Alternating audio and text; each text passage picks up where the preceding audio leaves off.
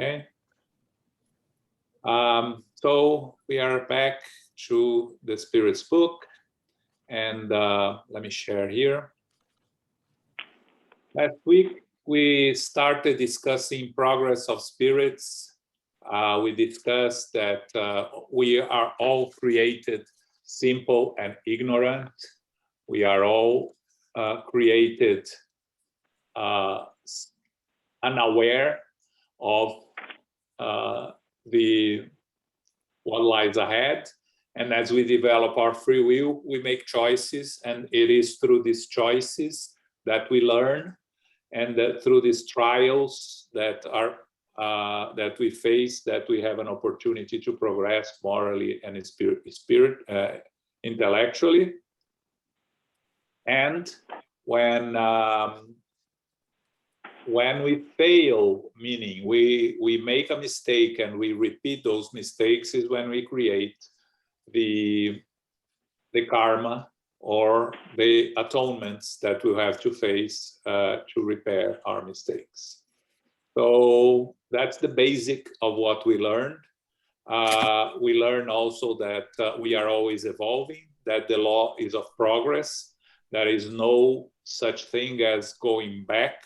Once you learn intellectually, it belongs to you. Morally, you are not going to lose it, because moral achievement is something that you achieve, and once you achieve, you are not going to lose it. So we are individually responsible for our progress, and our aim is to reach perfection. So that's where we stopped on question 118, when we discussed that spirit cannot regress, that we are always moving forward. Even when it looks like we are not moving forward, the fact that we are not doing anything eventually will serve us as learning that that's not the right path. So even when we are doing nothing, we are learning that that's not the right approach to our evolutionary journey. Okay? Philip, 119, please. Could God exempt spirits from the trials that they must still undergo in order to reach the highest rank? If they had been created perfect, they would not have merited the enjoyment of such perfection. Where would the merit be without struggle? Besides, the inequality that exists between spirits is necessary to develop their personality, and the mission that each spirit accomplishes at each step of their progress is part of God's plan for ensuring the harmony of the universe.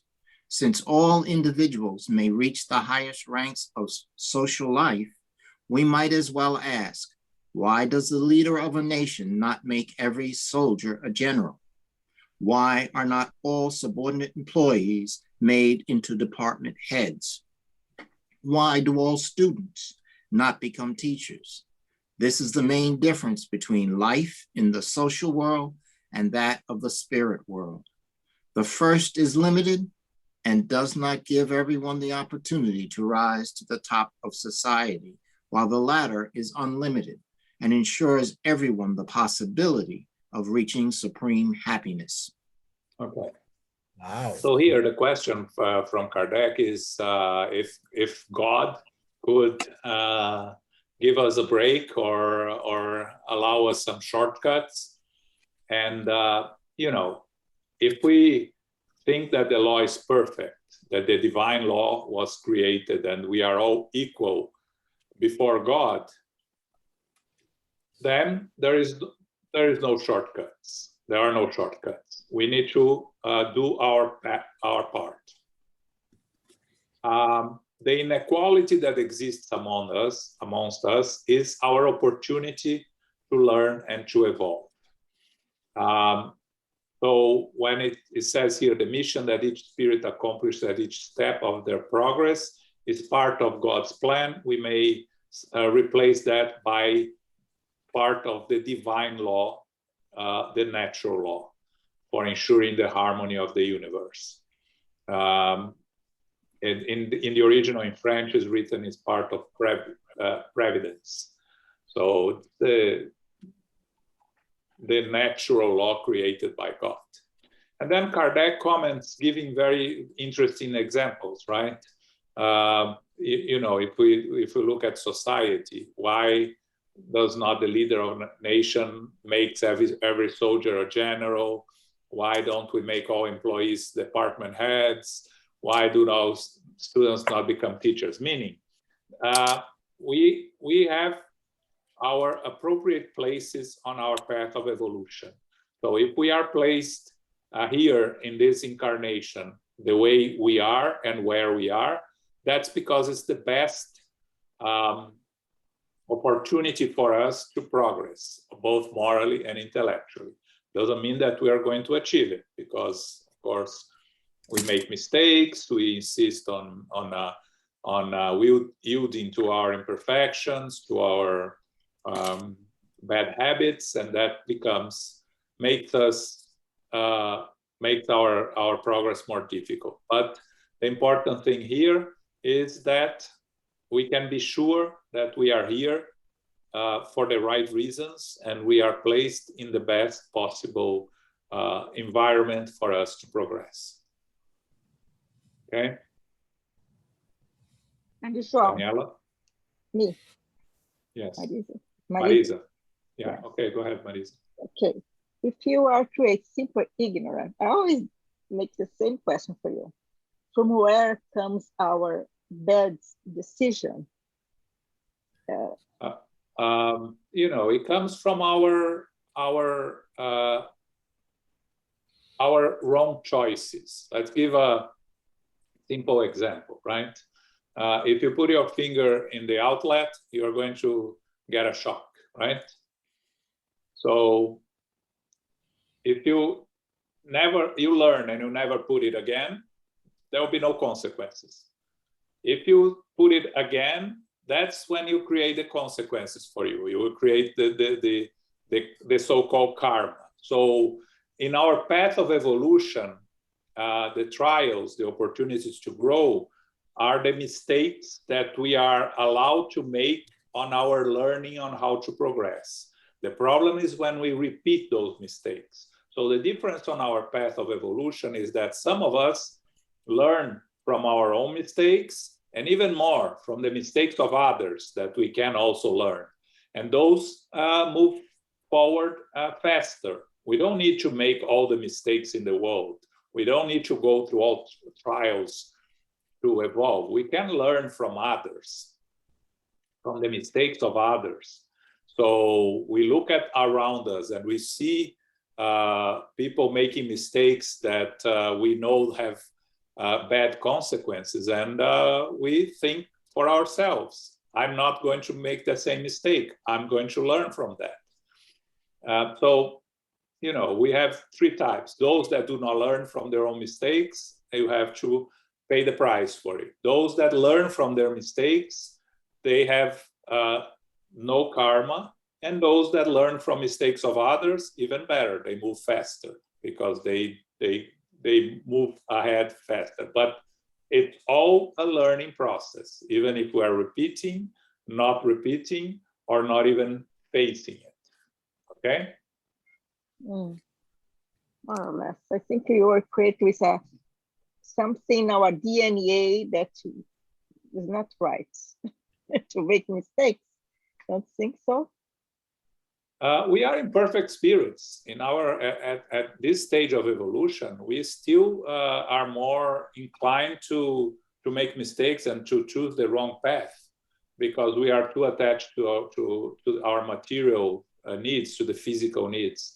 So we bring this from our past, and we still haven't learned from our past, and we still insist on making the same mistakes. So it's hard. It's hard because you know, we have to look hard at ourselves, look at our tendencies, and fight against our imperfections. But that's not easy. It's a challenge. Yeah. Daniela? Okay, John. Thank you. I have a question. Daniela raised her hand before, Paco, just a sec. So we at the book club yesterday, we discussed chapters 7, 8, and 9. And in the chapter 9, there is a lecture by Brother Claude. And he was explaining to the people at that hospital several things about life in the spiritual world and life on earth. And, you know, this last paragraph here, it says, the last sentence, that when we are, that's what I don't understand. When we go back to the spiritual world, we have the possibility of reaching supreme happiness, right? So like, first option on earth, it's as he describes here. And then once in the spiritual world is limitless, right? The possibilities. Yeah, because perfection we are achieving the spirit world, not in the physical world. We evolve, but we don't reach perfection here. So that's my question. Is this possibilities when we go back and forth, or when we reach at that point, the point of being perfected? Because in the book, he was saying that the possibilities, the opportunities, the experiences that we are going to get there are also, in a way, designed to have to do with us, who we are, who we were here, who we have been, and who we are still, because as you always say, like, we're still the same, right? Mm-hmm. So I'm not going to change when I transition to the spiritual world. So the opportunities, the people, the experiences, the challenges will be related to my own experience. And so that's why my question here, this limitless opportunities, or I don't know, it's not fitting in to that stage of. Well, what Kardec is saying, remember, this is from Kardec, not from the spirits, right? Oh, okay. Yeah. So what Kardec is saying here is that the opportunity in the spiritual world is unlimited, in the sense, again, that we are going to reach perfection at the top of the pyramid in the spiritual world. And on this physical world, at our stage of evolution, our ladder that we can rise is limited. Because when we are here in the physical world, our opportunities are not unlimited. They are limited to where we live, to what we choose. So, you know, everybody, more now than at the time of Kardec, that you had limits on even on changing, moving classes and upper classes and things like that. But even nowadays,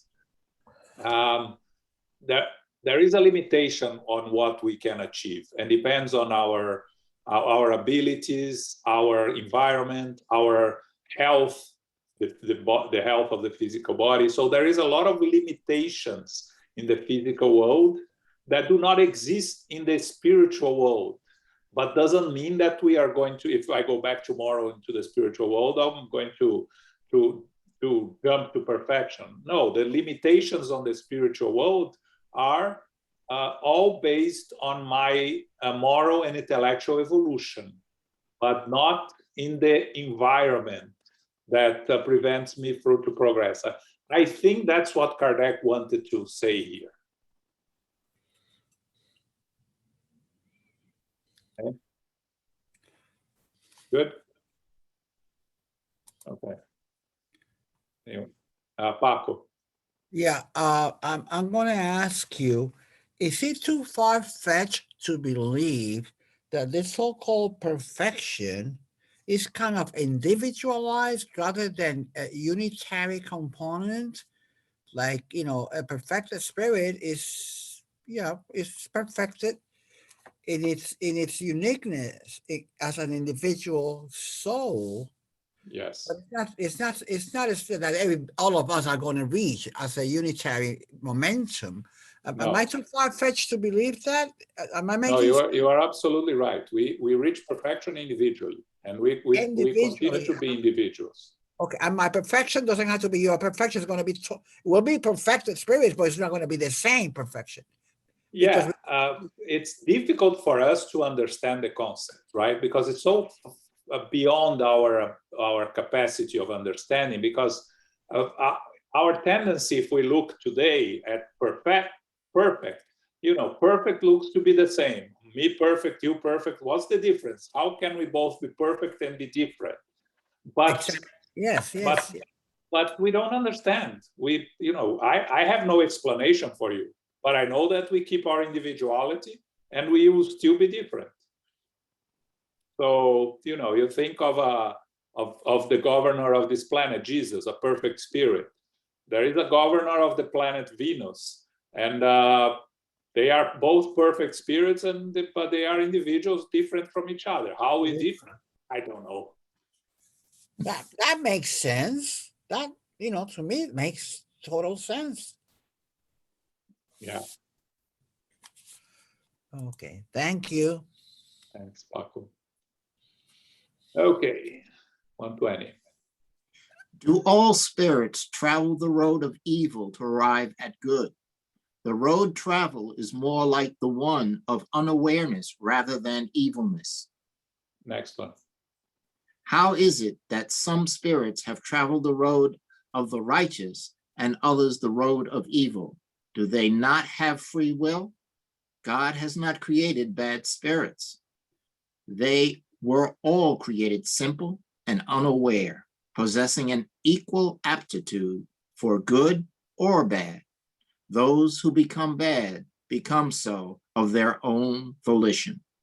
Okay, the word in the original French, if it's translated the same way, it's ignorance, right? But you can change for unaware because of, because it's less offensive, let's say, it's less harmful. But the first question tells us that that we don't travel the road of evil to arrive at good. We can go throughout our evolution without being evil, but again, what's the definition of evil varies, right? Because if you can go to the extremes and think of evil, those that cause serious harm to their brothers and sisters, or you can call evil someone that hits his brother or sister when they are young. But if we think of us as spirits that are unaware of what's good and what's evil, and we need to move forward learning from our mistakes, then we don't necessarily have to go through the road of evil in that sense. So that's the difference. We are all created simple and ignorant, or simple and unaware. So we all have an equal aptitude for good or bad.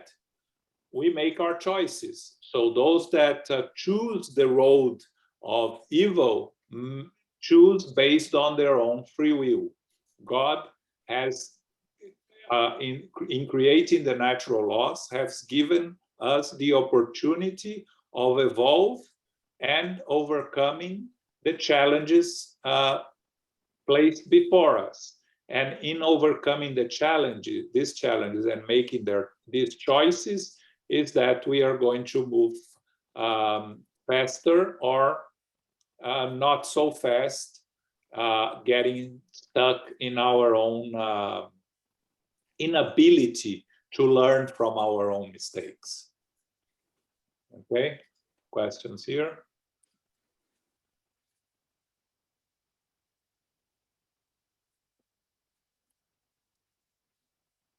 Anyone? No? Okay. 122. How can spirits possess freedom of choice between good and bad at their origin when they have not yet acquired self-awareness? Is there any principle leading them to either one road over the other? Free will is developed as spirits acquire consciousness. Freedom would not exist for them if they made choices by any means other than use of their will.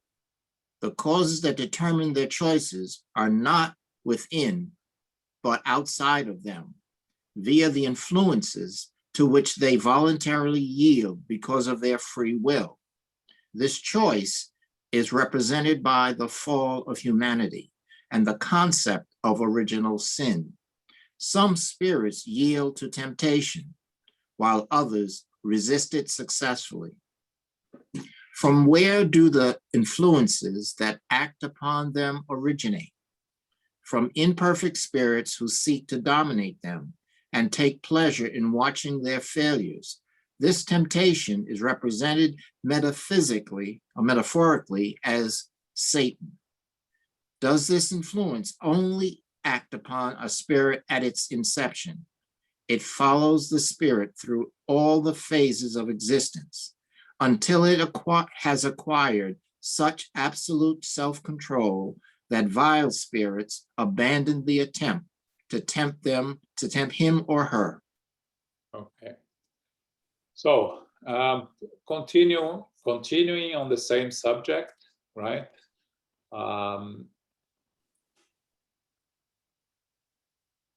Kardec is asking, if we have no self-awareness in the very beginning, how can we make our choices between good and bad?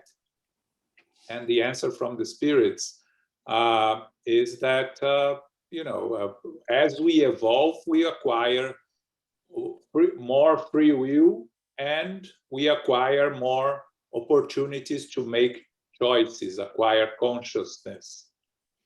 And the living in society, living around others, is the external factors that will determine our choices, and those choices are based on our free will. And then they bring the concept of the original sin as Adam and Eve, and with the apple, the choice of eating the apple. They were told not to eat the apple, they eat the apple, and then they fall from paradise, right? So that's the original sin. The example here that we have temptations to go back to our imperfections, to fall back on our bad habits, and our ability to resist it successfully, meaning that our ability to not be influenced or overcome this desire to act on the wrong path is what is going to make us progress. But not all of us are able to do that. So some spirits yield to temptation, meaning you are making mistakes and you're going to have to face the consequence. And then Kardec brings the idea of the spirits that are influencing us, right? So we know that we are always surrounded by spirits, and we have spirits more evolved than us trying to help us move forward, and we have spirits, imperfect spirits, trying to prevent us from moving forward for their own personal reasons, either because they want us to stay with them in their level of evolution, or because any personal vengeance, things like that. So we choose through what spirits we connect through our vibrations. And then Kardec asks the spirits if this influence is only at the beginning of our existence, and the spirits tell us that we have them through all phases of existence, until we learn to have the self-control not to yield to the influence of these less evolved spirits. Because when they cannot connect with us, they will move to another spirit or to move somewhere else. But until we learn that, and that takes a long time, and only more evolved spirits, I wouldn't say perfect spirits, but spirits that are already in the category of good spirits, at some stage are able to stop being influenced by less evolved spirits. Okay, so it's a combination here of our evolutionary path and the influence of the spirits, the temptations. So sometimes we give the example of smoking, right? You quit, or drinking. You quit smoking, but you still have this desire to smoke a cigarette. Yes. If you go to a place that everybody's smoking, it's going to be very hard. The ability to overcome this temptation, to resist, is what will make you understand that you were successful in overcoming this addiction. Now, if you never smoked, you are not going to be tempted. So you are not going to face the challenge, not because it's not a trial, you don't need it. You never yield to your inferior instincts and started smoking. So that's an example of us living here in the physical world, but it's a good example on how we act upon our temptations, let's say, right? So to yield or to not yield to the temptations is what is going to make us move forward and be sure that we have overcome. So, okay. Questions, comments? Daniela? But here in item B, it says that this influence can start at its inception. What is this inception moment is? The creation? It's when the spirit, from spiritual principle, you become an individual spirit. So That's it says here that, it's the beginning of everything, right? Yes, the beginning of your evolution as an individual spirit. And then it says here that it can follow the spirit throughout the whole existence, and in like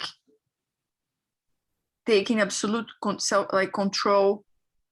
So I'm a little confused here. So this control is until the person is able to get away from it, or because it seems like it's forever. No, it goes with your how you connect to less evolved spirits, right? Through when you lower your vibration, when they connect with us through our vibrational level, right? So the moment you are able to stay at a higher level of vibration the whole time, which is, we cannot do it. Only good spirits will be able to do at a certain level. So the moment you do that, the imperfect spirits can no longer connect with you. They can try, but they cannot. They cannot reach you. So that's the self-control part. When you have self-control of your own vibrational level, your mental level, and you keep it always elevated, no spirit, inferior spirit, is going to be able to connect with you. Now now I understand. Okay. Yeah. But it's good that you asked. When we are a spiritual principle, meaning you go through the mineral, vegetable, animal phase, there is no spirit's influence in trying to influence us. We are a spiritual principle. We are not individual spirits. So only when we become an individual spirit is that the influence starts. Of course, in the very beginning, we are almost acting on instinct only. So the influence is from spirits that are at the same level of lack of knowledge, of understanding. So it's not really a bad influence. It's just an association, of desires, let's say. And as we evolve, that's when it starts changing.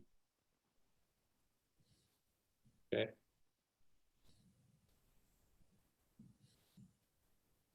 Okay, Shall I anyone continue? else? Yep.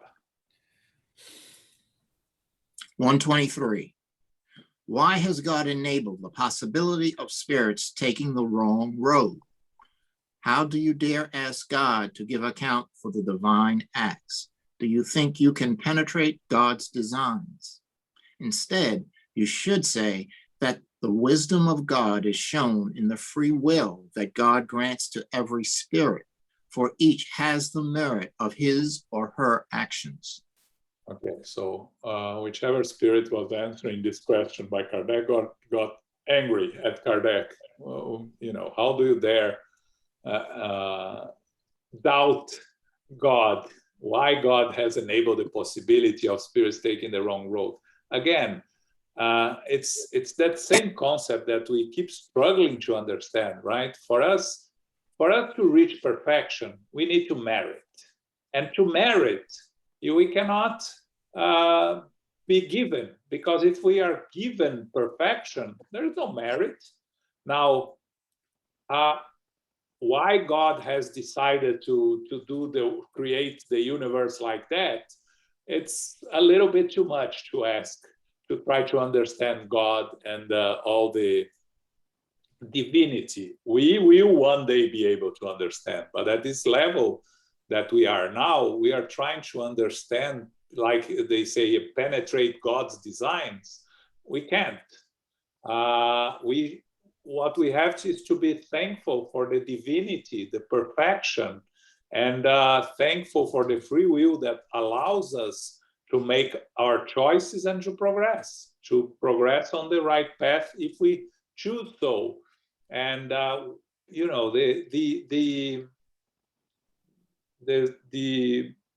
when we do the right choices and we achieve progress, we look at ourselves with satisfaction, with a sense of pride, in the good sense of pride, not in the prideness that prevents our evolution.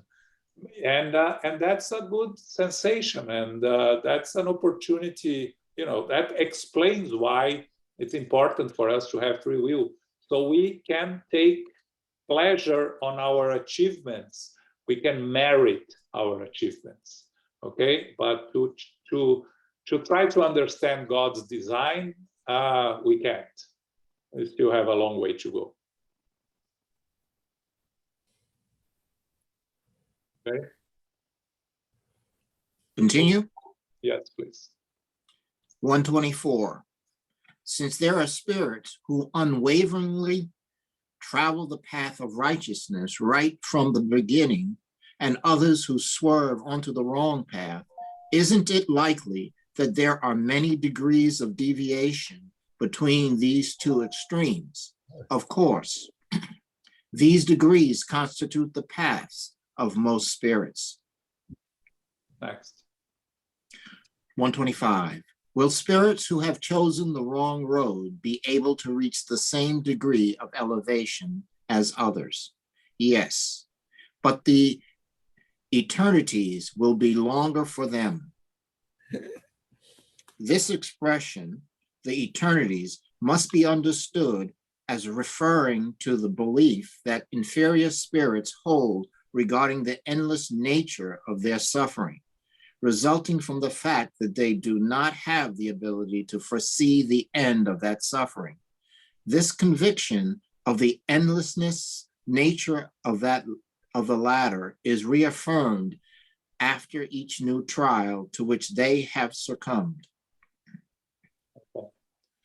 So, first question here is that since there are spirits that choose the right path and spirits that choose the wrong path, how many degrees there are between those two extremes, the completely wrong path and the completely right path? And what the spirits are telling, there are numerous paths, right? Paths of most spirits are between the extremes, and each one has their own individual path. We cannot compare one to the other. We have all the same beginning, and we are all going to reach perfection. But the path to each one of us is completely different from each other one of us. There is no two same paths in between two spirits. It will all be different. And then Kardec asks, well, and what about those that choose the wrong path? Are they going to reach the same level as the ones that chose the right path? And the Spirit said, yes, we are all going to reach perfection. And again, they insist in this concept, and it's important for us. We are all going to reach perfection. It will take us, some of us, longer than others, but we are all going to reach perfection. When he says the eternities will be longer for them, it means that when we are suffering and we are struggling and we are insisting on our mistakes, it seems like our suffering is eternal, right? And spirits will come and tell us that they are suffering for eternity because of lacking of understanding of our eternal nature and lack of understanding of our need to overcome the challenges to evolve. It looks like we are suffering forever. We cannot see the end. We don't have the ability to see the end of the suffering. That's the eternities that will be longer for them that the spirits tell us here. So, you know, we know that when we are suffering the struggle, the time seems longer and the struggle seems much more difficult, right? Questions, comments here?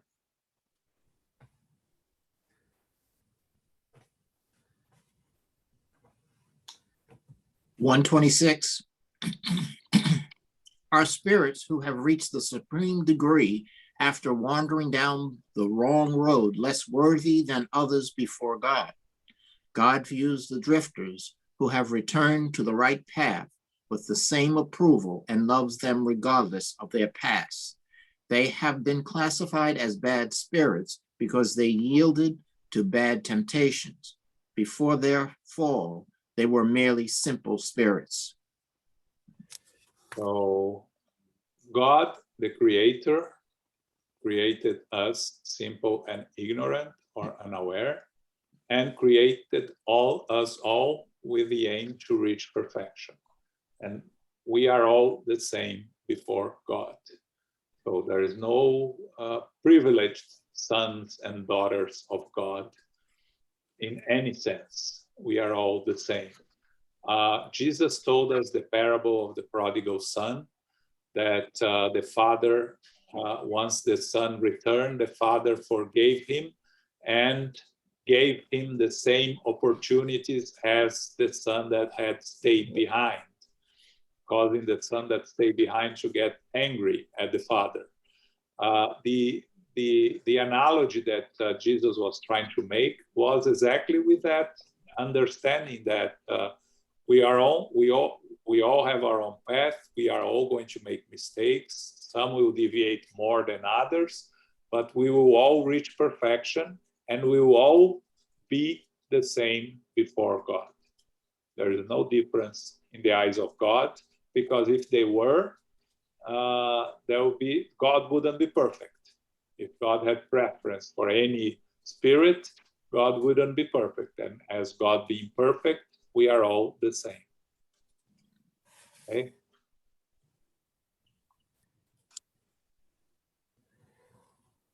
Next. 127. Are all spirits created equal in terms of intellectual capacity? They are all created equal, but they do not know from where they originate, their free will must take its course. They progress more or less rapidly in both intelligence and morality. Spirits who follow the right path from the beginning do not attain perfection right away. Despite being free from iniquity, they have to acquire the experience and the wide-ranging knowledge necessary for their perfection. They may be compared to children who, no matter how good their natural instincts are, need to be developed and enlightened, and who cannot mature without transition. Just as some people are good and others bad from infancy, some spirits are good and others bad from their inception. There is, however, one radical difference. A child possesses instincts that have already been formed, while the spirit at its creation is neither good nor bad. Rather, it possesses all possible tendencies and strikes out on its path through the action of its free will. Okay, so last question on this evolutionary path of spirits, progress of spirits. Kardec asks if we are all created equal in terms of intellectual capacity. And again, we are all created equal. Many, many times the spirits told us here, and they repeat again, we are all created equal. But with free will, we make our choices and progress more or less quickly in both the intelligence and the moral aspects, the two wings of evolution, the intellectual and the moral. So, and then Kardec explains that even if we follow the right path from the beginning, we don't reach perfection fast. We just are moving in the right direction. And perfection will happen when we achieve all the moral and intellectual knowledge and understanding. So Kardec makes, again, an analogy with children here. You know, even children that have good instincts and that behave well, they need to learn and they need to mature. They're not perfect because they don't know anything, everything because they're children. So they still need to learn. So they make this comparison. Kardec makes this comparison and talks about children that are good from or bad from infancy. But then he makes the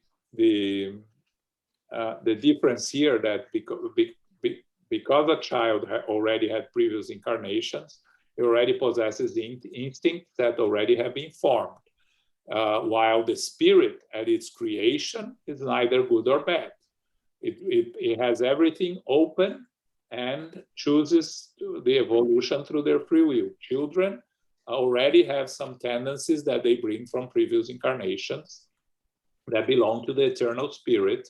So they will behave different according to their instincts. So that's where the comparison fails between children and spirits that are in the inception, in the beginning. Okay, I think Kardec here gets a little bit complicated when he makes he compares with children. So we have to try to make the difference here. Okay. Questions, comments, final questions here on the progress, on the evolutionary progress. I hope everyone is comfortable with the idea. We are all created simple and ignorant, unaware, and we, using our free will, we progress and we move towards perfection, and each one has its own individual path, and the evolutionary path comprises of the moral and the intellectual evolution. Again, using Elmo's example, the intellectual, it's easier because it's only accumulating knowledge, putting knowledge on top of knowledge. You don't have to eliminate anything. And the moral aspect is more difficult because you have to eliminate the imperfections, eliminate the bad tendencies that we have. And to eliminate is always more difficult, more challenging than just adding. Okay. Hey, João. Okay. Yes, Renato. I got a question. So when the spirits are making the right choice for some reason that, at least for me, is not like clear, but it's not important. But my point is, if you are progressing, if you're learning, you don't have the whole scope of your evolution to the perfection. So the way that most of us learn, even though we are doing the right choices, we have examples around us, and then we can decide if we choose good or bad according to experience. So how can those spirits keep making the right choice, not experiencing neither good or bad, nor having the overall experience of everything? You know, and that's the challenge for Renato, is for us to understand the difference between making the right choice and making the wrong choice at the first try, right? So the concept that we have to understand is the choice that we make when we have no knowledge does not create consequences, okay? So you are doing things because you don't know any different, you don't know any better. But the important thing is, what are you learning from those things? So you do something, it has a bad consequence. The learning and not repeating is the evolutionary path. The not learning and repeating is when you are not evolving and you are creating a karma, okay? So again, you look at the evolution of humankind in a ample basis, not particular, but look at centuries, right? How many mistakes we made in our evolutionary path, humanity as a whole, and how many things we are trying to correct here. You know, let's talk about pollution, right? We used to pollute and without knowing what were the consequences. Now we know that it's bad for the planet. So we are trying to find solutions that will help us overcome or diminish the pollution. And you see this in the news every day. We didn't have this in the news 100 years ago because nobody was even aware that it was bad. So if you were polluting 100 years ago, you wouldn't have much responsibility because we didn't know better. Now, if you are polluting today, consciously polluting or not trying to diminish your contribution to the pollution of the world, then you are creating consequences for you and us as a society. You know, I'm trying to give a very general example here, but it gives you a broad idea of cause and consequence, right? So the more we know, the more responsible we are. That's what we learn in Spiritism. If we don't know anything, we're not responsible for it. So I know it's a hard concept because we keep thinking about the mistakes we make on our daily lives, and we keep thinking about many of them we regret, many of them we don't regret, or many of them are not unaware. We are even unaware of it, and it's a challenge. But that's the concept that we have to have in mind: is mistakes that we make and we learn from it, and we didn't know better, and we're moving forward, have no consequences. But still, we evolve through trials and errors. It's not that spirits that choose the right path doesn't mean that they didn't make any mistake. It means that they learn from their mistakes and do not repeat them. But they make the mistakes. We all do. We are imperfect. Okay? Good enough or no? Yeah. So, I was just trying to get some. I'm not going to understand everything now. And I was just trying to get your take on it so I can add from what I'm thinking and make sense. But because again, anything that I say is going to be just repetitive. But the way I was thinking is, and you touch the point, how can one make the right choice on the first time without having the overall of anything, since you are progressing or learning? But then you clarify later on that you probably made a mistake or whatever, but and you don't continue to doing the same thing. So I can work with that. Yeah, it's difficult to find examples, because we tend to use examples of the physical world, and you know, at our stage of evolution, we know better, so there is less chance of making mistakes because of unawareness, and more chances of making mistakes because we are hard-headed, and we still do not want to address our imperfections. But so that's why I try to give a very general example with pollution, which is something, right, that we didn't know better 100 years ago. And again, I'm not going to use other things, because I think that some other things we knew, we had instinctively, we knew. So when we say that, you know, the slave owners didn't know that it was wrong to own other people, I think that that's a little bit of a overreaching, because we all have our, we all bring the divine laws inside ourselves, and we know that we are all equal before God. So that doesn't, for me, it doesn't work.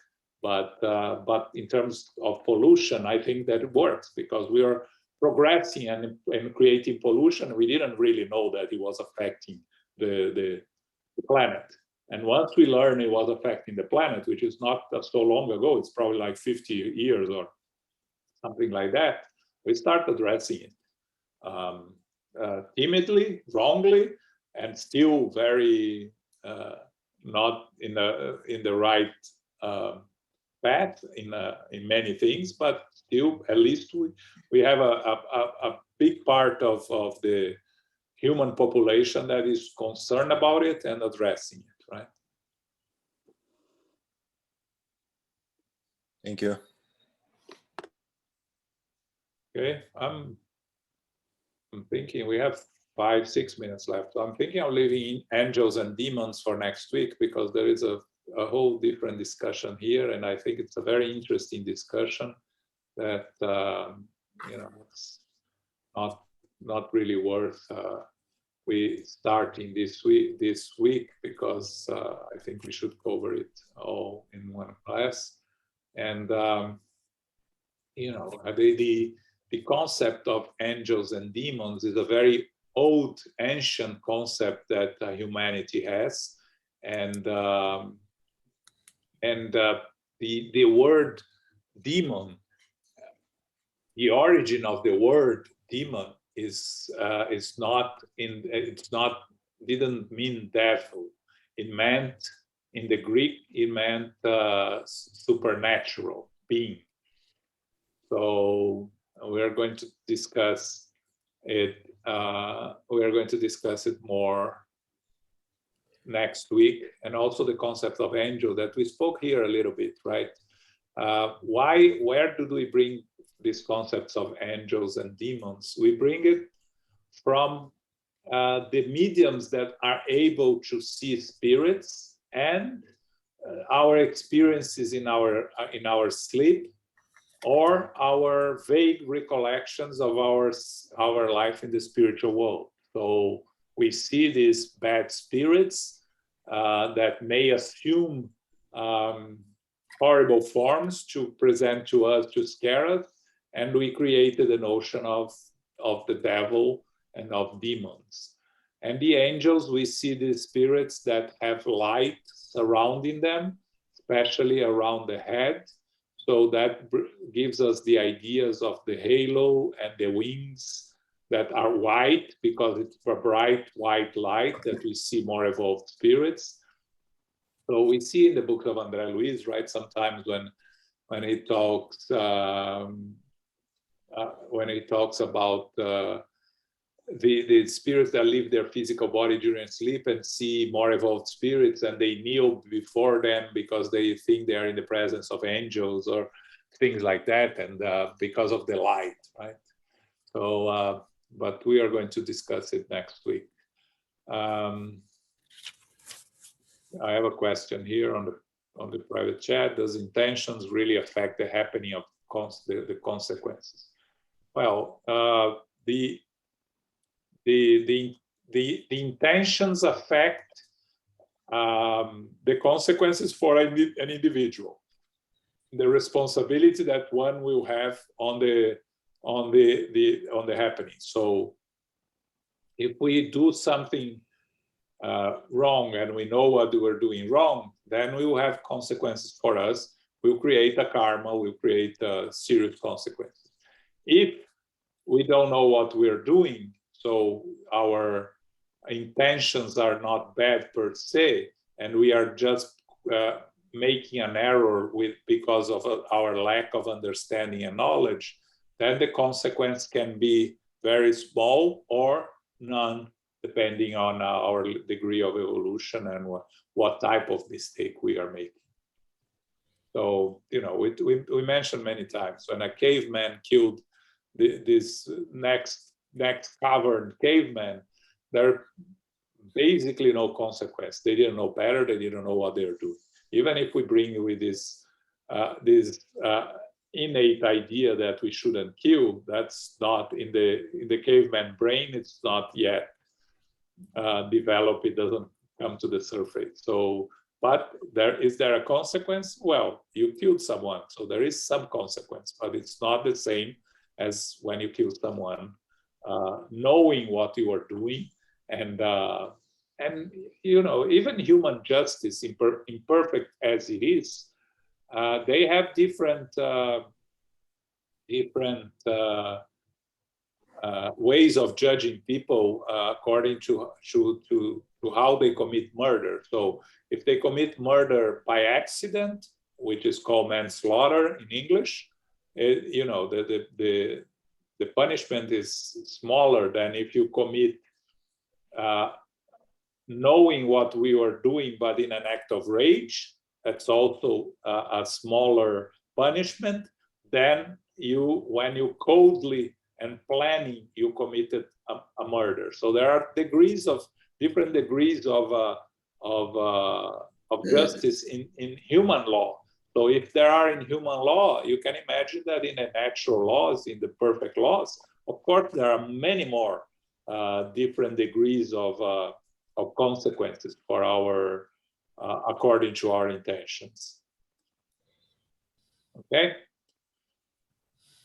Okay, so we're going to stop here. Before we go to a final prayer, reminder to everyone, please join us this weekend for the symposium, the 15th Spirited Symposium. That is Saturday and Sunday from 2 to 5:30 p.m. Okay, starts Saturday with a lecture by Jussara on mediums and mediumship, the beginning. Then we have a roundtable discussion, mediums and mediumship, abilities and responsibilities, with Dana Sisi, Susana Simões, and Flavio Zanetti. Then we have a Q&A with all four of them, the three plus Jussara. On Sunday, we have start with a lecture by Kirsten de Mello on how to be a medium in current days at 2 p.m., followed by Spiritism AMA, Spiritism Ask Me Anything, with Sonia Doi, Eduardo Haddad, Peter Hayes, and myself. And then we have the youth panel that is going to close the symposium on Sunday. So from 2 to 5:30 p.m., Saturday and Sunday, you are all invited. Please join us. And we are not having our Sunday classes, of course, because we are going to be involved in the symposium. So this Sunday, we don't have our 11 a.m. meeting, okay? This is on YouTube. Sorry? Is it on YouTube? It's on the United States Spiritist Federation, YouTube and Facebook, and the International Spiritist Council, YouTube. If you go to our email, the links are there. You got if you have received our weekly emails, the links are there. Okay. The book club next week on Wednesday, we are studying chapters 10, 11, and 12. You can join us on our book club also. Okay. So also we don't have this Saturday lecture by the United States Spiritist Federation, of course. We have the symposium. This weekend we are all busy with the symposium, okay? So Raida, can you do our final prayer?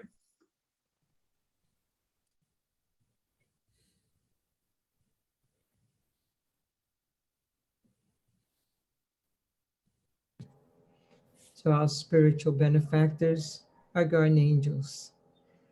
With our hearts full of gratitude, we thank you for the opportunity of being here again, studying and doing what is needed for each and every one of us. We thank the spiritual benefactors, all that have come here to assist us. We ask as we leave here today and move on to our next studies, we ask that we take it with us, continuing understanding what we have been given here today. And throughout the week, may we continue with our prayers, helping all those who are in need and suffering and going through so much anguish. May we continue to pray for them, not only for them and for our families and members and loved ones. We thank you, dear Lord. And we ask permission, dear Lord, to close this part of the meeting today. So be it.